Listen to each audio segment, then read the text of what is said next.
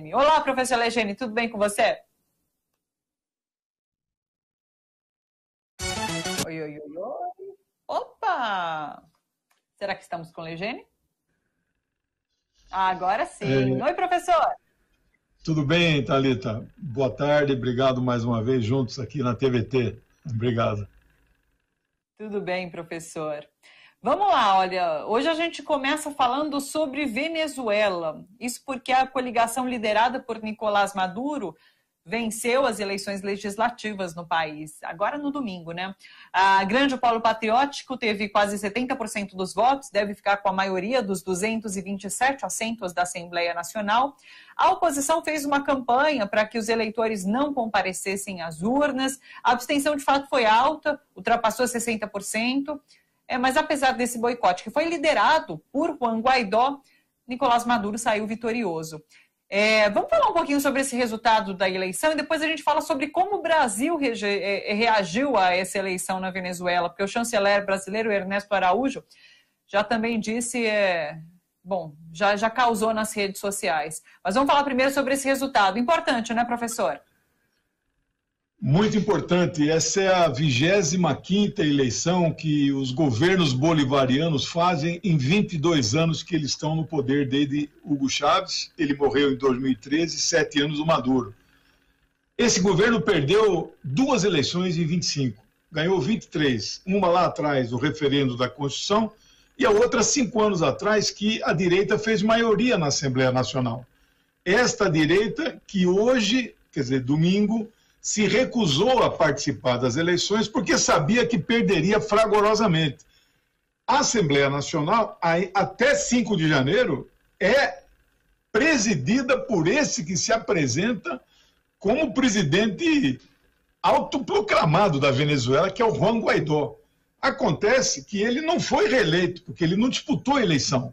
E está dizendo aí que não vai entregar o gabinete, não vai entregar o cargo, então nós temos que ficar vigilantes daqui até o dia 5 de janeiro. Né? O Maduro governou 5 anos com minoria no parlamento, reconheceu o resultado. Agora que você veja, a urna eletrônica lá, altamente segura, né? É um modelo muito parecido com o nosso, um dos poucos países no mundo que é tudo informatizado. E os caras estão dizendo, aliás, antes da eleição, toda a mídia internacional já dizia o quê? Vai ter fraude. É uma fraude monumental, né? Ou seja, é crônica de uma morte anunciada. Eles dizem o que vai acontecer e depois que acontece a eleição, eles dizem que aconteceu. O quê? A fraude que não houve, né? Observadores internacionais do mundo inteiro. Então nós vivemos hoje um mundo, a chamada pós-verdade, né? Pós-modernidade, um mundo que um presidente só vale se ele é reconhecido pelos Estados Unidos. Se não for, ele não vale. Pior do que isso, os Estados Unidos nomeiam, indicam um autoproclamado presidente. E hoje, ainda hoje, 60 países do mundo reconhecem Guaidó como presidente e não Nicolás Maduro, que teve 67% dos votos válidos. Então é uma situação paradoxal, né? Quer dizer, nunca se viu antes na história o governo Maduro, o polo bolivariano, né? O grande polo bolivariano elegeu 69%, 70%, 227 cadeiras de 277, aumentou 110 em relação ao parlamento atual. A esquerda do Partido Comunista elegeu mais alguns, eles vão ficar com 72% do parlamento. Todo o resto é a direita. Porque parte da direita, eles decidiram participar do processo, reconhecer, discutir, dialogar, legitimar o processo. O Guaidó é que está com o futuro incerto. Ninguém sabe o que será o futuro dele. E para piorar as coisas, ele diz que ele vai continuar sendo deputado, porque o mandato dele está automaticamente prorrogado, porque ele não reconhece esta eleição de domingo passado, né? E o Brasil cumprindo um papel feio no mundo inteiro. Nem os Estados Unidos estão dizendo que vão reconhecer Guaidó. Eles estão querendo ver como é que vai ficar. O Biden toma posse dia 20 de janeiro, mas este governo brasileiro já se apressou em dizer que continuará reconhecendo Juan Guaidó como presidente legítimo da Venezuela. Infelizmente, é um paradoxo jamais visto na história diplomática. O Ernesto Araújo, chanceler brasileiro, ele postou nas redes sociais assim, que o Brasil continuará trabalhando com todos os parceiros que quiserem, aí, olha, pela redemocratização da Venezuela. Defenderemos a segurança, a dignidade humana e a liberdade na América Latina e em todo o mundo. Então, ele se coloca, de fato, à disposição para países que queiram derrubar Nicolás Maduro. É bem esse o recado, né, professor? Exatamente. Eles, de antemão, né, o próprio Guaidó disse que era uma fraude monumental e que ele vai fazer de tudo para derrubar tanto o governo do Maduro como esta Assembleia Nacional. Eu nunca vi a concepção democrática desses caras, que não tem democracia nenhuma. Apoiam golpes, apoiam derrubada, né? E eles fazem a fraude, né? Como o Bush filho fez no ano 2000 na Flórida, abertamente, né? Então é uma situação nova aí, mas eu não tenho dúvida, dia 5 de janeiro o novo parlamento toma posse e a Venezuela vai viver um novo grande momento, um momento de salto muito importante. Acho que difícil para o Biden seguir a mesma política do Trump, pressionando a Venezuela. O Maduro já mandou sinais que quer dialogar com os Estados Unidos. Ele não quer romper com os Estados Unidos. A Venezuela é Venezuela, os Estados Unidos é Estados Unidos. Então eu prevejo um certo distensionamento. Vamos conferir aí. 5 de janeiro e 20 de janeiro. São duas datas importantes, né? Deixa eu corrigir uma informação que eu dei, o professor também já me corrigiu, são 277 assentos da Assembleia Nacional lá na Venezuela. É isso, né, professor? Isso, ele fez 227. 277 Entendi. É o total. Então, os outros 50 vagas, tem 3 que são do Partido Comunista, o resto é da direita. Perfeito. Vamos para o Oriente Médio agora. Primeiro, vamos falar sobre a Palestina. Queria que você nos atualizasse sobre a questão da Palestina. Tem novidade lá na região, né? Conta para a gente, por favor, professor. Sobre a Palestina, tem duas notícias que saíram na imprensa e eu, como eu tenho 4.000 WhatsApp e as pessoas sabem que eu gosto e sou especialista em Oriente Médio, então elas me perguntam, e aí eu tenho que buscar aí atrás. Os jornais de Israel ficam aqui abertos na minha tela, que é o Haaretz, e o Jornal do Líbano 2, que é o Al-Manar e o Al-Mayadin, são os melhores. Eu leio as versões inglesas deles, né? E então duas coisas aconteceram os últimos dias. Uma é que a jornalista Hanan Hashraoui é uma mulher muito combativa, reconhecida no movimento palestino. Ela é do comitê executivo da OLP, ela pediu renúncia do seu cargo.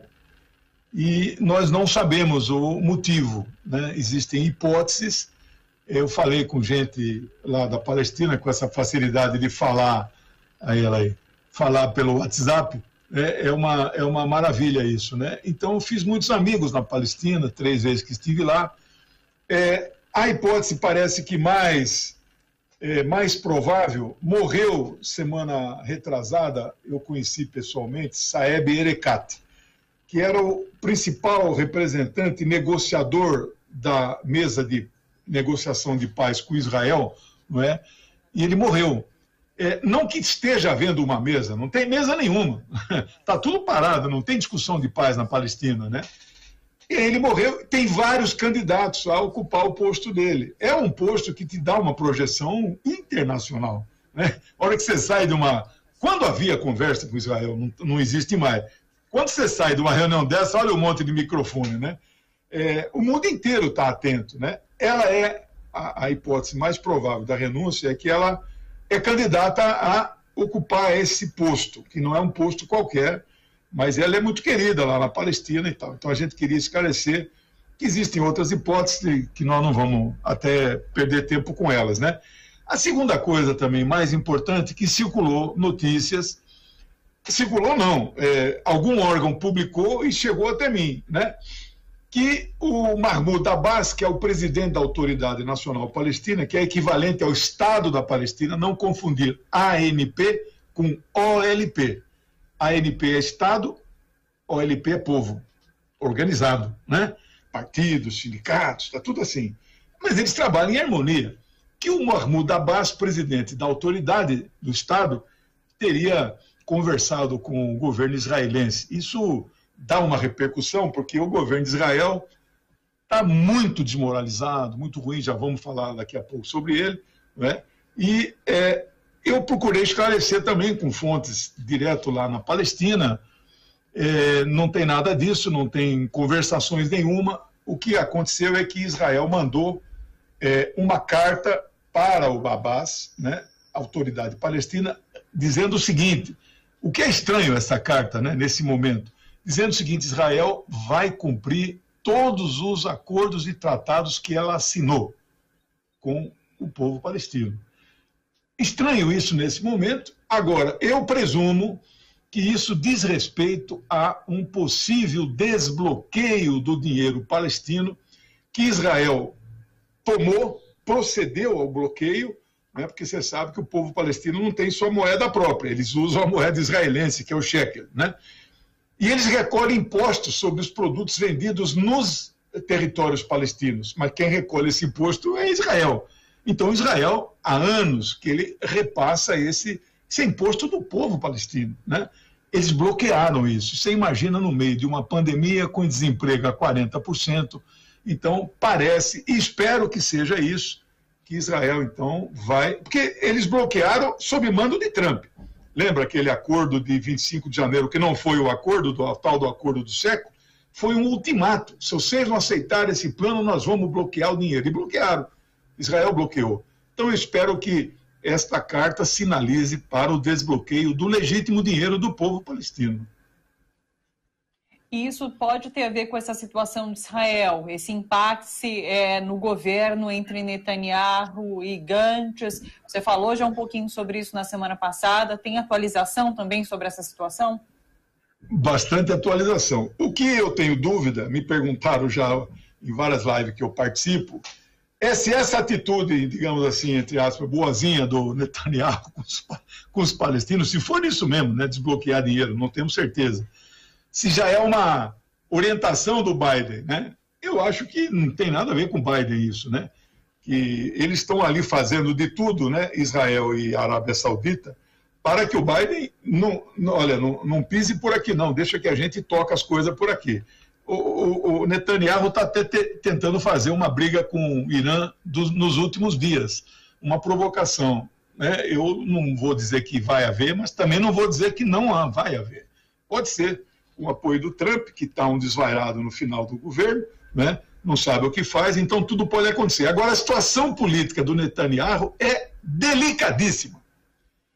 O parlamento, por iniciativa, né, do vice-ministro, que é daquele partido azul e branco que nós já comentamos, ele não conseguiu formar governo, Netanyahu não formava, eles juntaram os dois, que é o general Benny Gantz, né, da reserva. Isso pegou muito mal para o general, a popularidade dele, pelo que me disseram amigos também israelenses, né, que moram lá, moram no exterior, na Europa, me disseram assim que a popularidade dele caiu muito, porque ele fez uma composição para sustentar um governo que está sendo processado, são 4 processos de corrupção contra o Netanyahu, esse aí. E um governo que não discute a paz com os palestinos, esse é o general Benny Gantz, né? Então ele perdeu. Agora ele apresentou uma moção de desconfiança, de desagravo ao governo, e foi, de certa forma, aprovada, mas não quer dizer que automaticamente o governo vai cair e automaticamente vão ter eleições que serão a 4ª eleição até março, né? Ninguém aguenta mais eleição em Israel, mas pode ser que aconteça em março, né? Então, essa situação, né, deixou muita instabilidade, mas o que me disseram hoje é que o problema mais grave é que o orçamento de 2020, se não for aprovado até o dia 23 de dezembro, que é daqui a 2 semanas, aí não tem como. Aí, pela lei atual israelense, esse é o presidente de Israel, Levin, o sobrenome dele, né? Ele que nomeia o primeiro-ministro, né? Se não for aprovado, a lei de Israel diz assim, está automaticamente desfeito o governo.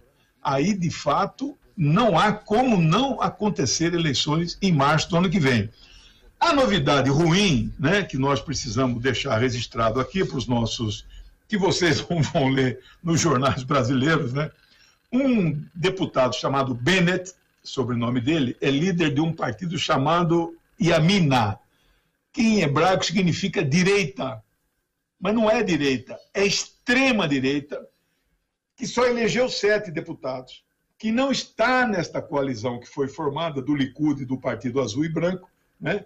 Não está, elegeu 7, faz oposição, ele cresceu na popularidade dele, e em havendo eleições, me disseram que ele pode emergir como a segunda força, ultrapassando o general Benny Gantz, que até em algum momento foi uma certa esperança de melhores ares na Palestina. Do lado dos partidos de esquerda israelense, Meretz, Gush Shalom, Mapan, e os partidos árabes, né, que tem também, do lado deles não há um nome, inclusive no Partido Trabalhista, né, que é social-democrata, não há um nome que possa liderar. Então, infelizmente, se houver novas eleições, o Netanyahu vai ganhar, mas não vai formar governo, porque para formar governo precisa 61, e ele vai fazer de novo 32 deputados. É igual esse presidente aqui, ele tem 10, 12%, Netanyahu tem um pouco mais. Mas são votos fiéis, ninguém larga o cara. Então, a tendência é um impasse, e pior do que o impasse, o líder da oposição pode ser um cara pior do que o Netanyahu. E lá em Israel, isso é possível. O cara é um fascista mesmo, né? Tempos difíceis. Puxa, lá, que viu? É complicado. Já era complicado e pode ficar pior, né? Pior, pode. Vamos falar agora sobre pandemia no mundo e aqui no Brasil também. Essa semana a gente teve notícias, então, de que Reino Unido começou a vacinar, né? Ontem foi a primeira senhora vacinada de 90 anos. Rússia e China já tinham comentado que começariam também essa vacinação. E aqui no Brasil, esse caos. Eu comentava agora um pouquinho até com o Leandro Fortes. Pazuello disse que agora pode ser que essa vacinação comece aqui no Brasil até o final do mês, mas ainda não tem nem vacina comprada. Tem um indicativo de compra da vacina da Pfizer, mas não há vacina ainda. Então é bastante caótica essa situação. Ele chegou a falar, se houver demanda, a gente compra a vacina. Bom, a demanda está posta e essa vacina ainda não está em mãos. Eu queria saber a sua avaliação. O Brasil está ficando para trás nessa corrida pela vacina no mundo. Olha, a guerra das vacinas, que é um termo que nós temos usado, não sei se foi eu o primeiro a usar, continua uma guerra muito forte. Está afetando o Brasil em números de mortos, né? E em outros países governados por gente de direita, como Estados Unidos e Índia, está afetando barbaridade. O governo da Inglaterra é de extrema direita. Até no primeiro momento foi negacionista, mas depois mudou de posição, pegou o vírus, o Boris Johnson, né? E aí mudou de posição e agora está, então, tomando todas as providências e começou a vacinar. A Europa vai começar a vacinar. A Rússia montou um sistema que você preenche na sua casa um formulário e marca a agenda para ir no posto e tomar a vacina sem fila nenhuma, né? Então, o mundo está vacinando. E aí eu vi uma entrevista hoje, ao vivo, às 11 horas, do general, que é ministro da Saúde, que de saúde não entende nada, né? Dizendo que só a partir de março é que o esquema vai estar montado para a distribuição das vacinas. Ele vai mandar via aérea para os governos estaduais. Essa vacina que eles compraram, que não está ainda aprovada pela Anvisa, mas como não é a vacina chinesa, pode comprar antecedência, não precisa ter o certificado de vacinação, só a chinesa que eles pedem, né? Compraram 70 milhões de doses. Esta é uma vacina que só funciona se for conservada a menos 70 graus. É impressionante, né, a cadeia do frio que vai ter que ser montada.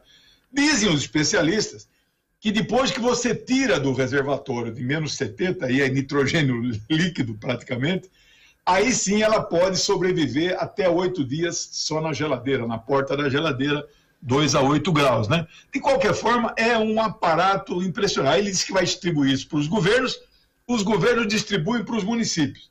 isto não vai acontecer. Esse é o desejo dele, porque esse é um governo genocida. Ele não mata diretamente, mas deixa morrer. Então, eles são contra, acham que não existe pandemia, são negacionistas, estão dificultando, né, que o povo brasileiro tenha acesso às vacinas, quaisquer que sejam elas. Né? E há uma briga, acabei de ver agora essa tal de programas ao vivo, que eles chamam live aí do presidente Jair Bolsonaro. Primeiro que ele disse duas barbaridades. Uma é, se a vacina, qualquer que seja ela, começar a vacinar, eu não vou tomar. Um presidente que fala isso perante, não é uma cadeia de rádio e TV, mas milhões assistiram esse vídeo dele. Que mensagem que ele passa para o povo brasileiro? Olha, não se vacine não, meu amigo. Né? Então, nunca foi tão elevado o percentual da população no Brasil que diz que não vai ser vacinado. Já está em 30%, 32%. É uma pena isso, porque mesmo que todos os outros 70% se vacinem, você vai ter o vírus circulando por aí, contaminando esta fatia. Isso significa 60 milhões de brasileiros sem vacina, né? Então as mortes vão continuar, a pandemia vai continuar. Agora é uma luta política. Nesse mesmo vídeo ele fala, tem um governador aí, que eu não vou citar o nome, né? Está querendo aí, dizendo que vai começar a vacinação em janeiro. Não precisa citar o nome, né? A gente sabe que ele estava falando do Dória, né? O Dória marcou a data do início da... né? Agora, eu vi a manchete do UOL agora, acabou de dar manchete na Folha também, no portal deles. Pazuello muda a data de início da votação 3 vezes. A pressão dos governadores sobre ele, né, mais sobre o ministro do que sobre o Bolsonaro, é violenta. O Flávio Dino entrou no Supremo e nós sabemos, não precisa ser grande jurista, como dizia o jornalista aí, que era articulista da Folha, esqueci o nome dele, até o mundo mineral sabe, né? Qualquer juiz que recebeu uma petição, olha, eu sou o prefeito aqui, eu quero vacinar, posso? O juiz vai dar, o Supremo vai dar, né? O direito do povo ser vacinado. Então, a revolta da vacina de 1904 está voltando 116 anos depois, em pleno século XXI. Nós já estamos entrando na 3ª década, ano que vem começa a 3ª década do século XXI. Este ano de 20 é a última década, é o último ano da década de 20. Então, é lamentável uma situação dessa. A vacina, o general fala na entrevista, a vacina do Butantan. Ele não fala a Coronavac, ele não menciona o termo China, né? Mas é muito ruim. Essa turma do Bolsonaro, filho dele, a família, eles chamam de vacina, né? A vacina chinesa. E aí estão dizendo que a Anvisa não vai dar o certificado. Você veja, o ministério é dirigido por um general, a Anvisa é dirigido por um almirante. É a militarização do Estado brasileiro. E o diretor da Anvisa, a Anvisa tem 5 diretores, o diretor da Anvisa, que vai dar o parecer, foi nomeado há 2 semanas, é um tenente-coronel que nunca mexeu com a área da saúde. Então, o povo brasileiro está reféns dessa turma negacionista e correndo o risco aí de nós aumentarmos a morte, aumentarmos as infecções. Eles estão dando uma estatística falsa. Morreram aí, não sei, faz 2 semanas, 60 mil pessoas de uma doença chamada SAR, S-A-R, Síndrome Aguda Respiratória. Isso é Covid. Jamais morre num mês ou numa semana 60 mil pessoas de SAR no Brasil. Nunca aconteceu isso. Então, até isso, eles estão manipulando as informações, né? Guerra das vacinas continua. Só para entender uma última informação, na verdade, quero a sua opinião sobre isso também. Você citou essa ação do Flávio Dino no STF, pedindo para utilizar as vacinas já aprovadas por órgãos internacionais, então, dos Estados Unidos, da Europa. São órgãos confiáveis, são órgãos, assim como funciona a Anvisa aqui no Brasil, são órgãos de vigilância sanitária de outros países. E as vacinas passarão por esses órgãos também lá fora. Isso. Eles pedem autorização para o Supremo que eles possam comprar a vacina diretamente, sem depender da distribuição do governo federal, comprar a vacina de instituições e empresas farmacêuticas cujos projetos, né, cujos fármacos, cujas vacinas já foram aprovadas pelo órgão sanitário da União Europeia, pela FDA dos Estados Unidos, né? Então, esse é o direito de vacinar as populações nos seus próprios estados, que os governadores estão preocupados, né? O Dória está sendo, vamos dizer, muito esperto politicamente, e aí não dá para nós, que somos a oposição ao Dória em São Paulo, não dá para dizer que ele está errado. Ele está, então, fazendo um movimento para vacinar 46 milhões de pessoas em São Paulo. Ele já mandou produzir esse número de doses. E o interessante, ele está dizendo que não vai pedir certificado de prova de residência para ninguém que vier tomar essa vacina num posto de saúde. Então, o cara mora aqui em Poços de Caldas, em Minas, ele vai atravessar a fronteira, né, e vai tomar em São João da Boa Vista a vacina chinesa, porque Minas Gerais, do Zema, não está cuidando da saúde do povo. Nesse ponto, o Dória até falou outro dia, o PSDB tem que prestar atenção no capital eleitoral, o potencial que tem essa luta contra a pandemia. Aliás, esse direitista lá em Israel, que cresceu barbaridade, não cresceu falando mal dos palestinos, falando mal do governo Netanyahu, não, defendendo a vacinação, estou preocupado com a saúde do povo, essa pandemia mata mesmo, temos que, né, defender na linha, inclusive da linha da ciência, né? Então o Dória está fazendo essa mesma coisa, pode crescer no cenário político, né? Vai demarcando o campo com o Bolsonaro, mas isso é um assunto que também nós ainda vamos ter que tratar, porque está ligado à geopolítica mundial. Professor, só para encerrar rapidinho, o seu curso, como está? Já começa agora, inscrição encerrada ou ainda está aberta? Obrigado. Olha, tem 170 pré-inscritos, o link vai sair hoje para inscrição, né? Atrasou um pouquinho a técnica lá, e as aulas começam segunda-feira. Nós vamos limitar a 50, mas talvez vamos ter que abrir uma segunda e uma terceira turma, né? Eu estou muito contente aí, espero socializar um conhecimento sobre geopolítica. É muito conteúdo em 16 horas de aula, são uma transparência, são mais de 200 lâminas de informações. Vamos ver, a primeira experiência, e agradeço vocês também o apoio. Obrigado, viu? Ô, professor, tendo o link, manda aqui pra gente que nos próximos dias eu chamo de novo para que as pessoas possam se inscrever para poder começar na segunda-feira, tá bom? Um beijo grande para você, muito agradecida novamente, até semana que vem. Obrigado, tchau.